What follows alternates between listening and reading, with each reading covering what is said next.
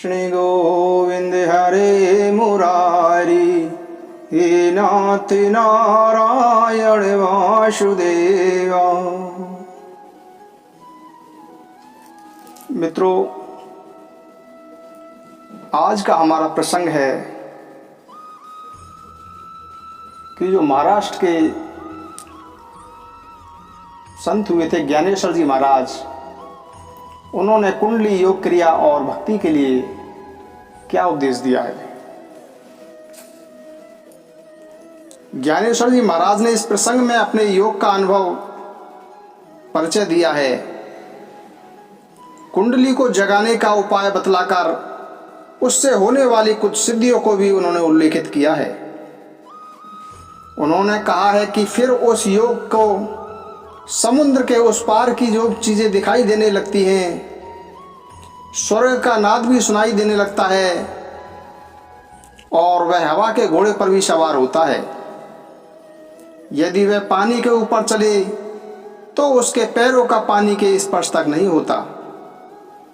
बस इसी प्रकार की अनेक सिद्धियां उसे प्राप्त हो जाती हैं और इसमें संदेह नहीं कि इस प्रकार की अनेक सिद्धियां ज्ञानेश्वर महाराज जी के चरणों पर लेटा करती थी।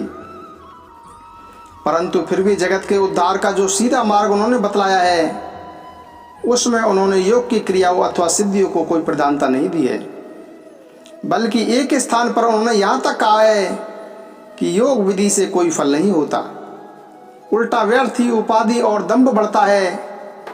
तात्पर्य यह है कि योग और उसकी सिद्धियाँ तो सच्ची हैं, परंतु आत्म प्राप्ति के लिए उनका कोई उपयोग नहीं होता, उल्टे उनसे विघ्नित होता है। एक और स्थान पर उन्होंने कहा है कि जो लोग योग का बीहड़ मार्ग अपने अधिकार में करते हैं, हे अर्जुन, वे लोग भी आकर मुझसे ही मिलते हैं। यह बात नहीं है कि उन लोगों को योग बल से इसके सिवा कुछ और अधिक प्राप्त हो जाता है।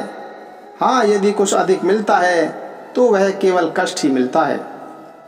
और इसका स्पष्ट आशय यही है कि लोगों को योग का बीहड़ और कष्ट साध्य मार्ग छोड़कर भक्ति का सुगम मार्ग ग्रहण करना चाहिए।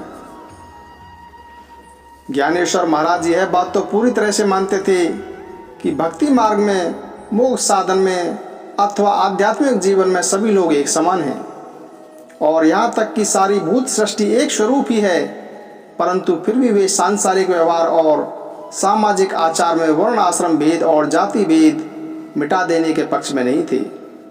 गीता के 3 अध्याय में 34वें श्लोक की व्याख्या करते हुए वे कहते हैं कि दूसरों का आचार देखने में चाहे कितना भी अच्छा क्यों ना जान पड़े, तो भी हमें केवल अपना ही आचार स्थिर रखना चाहिए।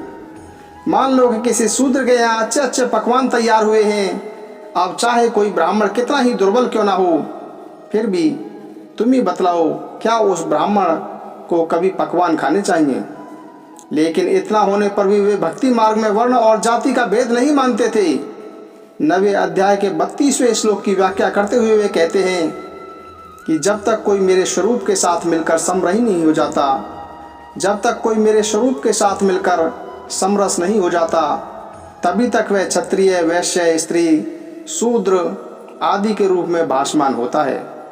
परंतु जिस प्रकार समुद्र में डाला हुआ नमक का डला उसी में लीन हो जाता है, उसी प्रकार मेरे साथ समरस होते हुए भी जाति भेद वाले भास का पूर्ण रूप से लोप हो जाता है। इसका सीधा अर्थ यही है कि जब अपनी असीम भक्ति के कारण मनुष्य ईश्वर में मिलकर एक हो जाता है, तब जाति और व्यक्ति वाले भेद नहीं रह जाते। ज्ञानेश्वर महाराज जी का यह भी सिद्धांत था कि ईश्वर की सच्ची भक्ति वास्तव में शुद्ध ज्ञान ही है और जिसे ईश्वर का शुद्ध ज्ञान हो जाए वही ईश्वर का सच्चा भक्त है। स्वयं गीता के संबंध में उनका यह मत था कि यह मनुष्य मात्र के लिए मोक्ष का द्वार खोलने वाली है। वे कहते हैं कि वेदों के अध्ययन का अधिकार तो केवल द्विजों को है और स्त्रियों तथा शूद्रों के लिए तो उनके श्रवण की भी मनाही है, परंतु गीता के संबंध में इस प्रकार का कोई बंधन नहीं है, यह सबके लिए है। और फिर गीता केवल उन्हीं लोगों को मुक्ति नहीं प्रदान करती जो भली भांति इसका तत्व समझते हैं, बल्कि जो लोग गीता का कुछ भी अर्थ बिना समझे उसका पाठ मात्र भी सुन लेते हैं, वे भी मुक्त हो जाते हैं। हम ऊपर यह बतला चुके हैं कि ज्ञानेश्वर महाराज अपने बड़े भाई श्री निवृत्तिनाथ जी से दीक्षा लेकर उनके शिष्य हुए थे। जिस निवृत्तिनाथ उनके गुरु हो गए थे, तब उनके साथ उनका केवल गुरु और शिष्य वाला ही संबंध रह गया था। फिर इस संबंध में भाई भाई वाले संबंध के लिए कहीं नाम को भी कोई स्थान नहीं रह गया था। साथ ही गुरु पर उनकी इतनी अधिक श्रद्धा थी कि वे उनके पूर्ण रूप से ईश्वर ही मानते थे। श्री कृष्ण गोविंद हरे मुरारी, हे नाति नारायण वासुदेवा। श्री कृष्ण गोविंद हरे मुरारी, हे नाति नारायण वासुदेवा।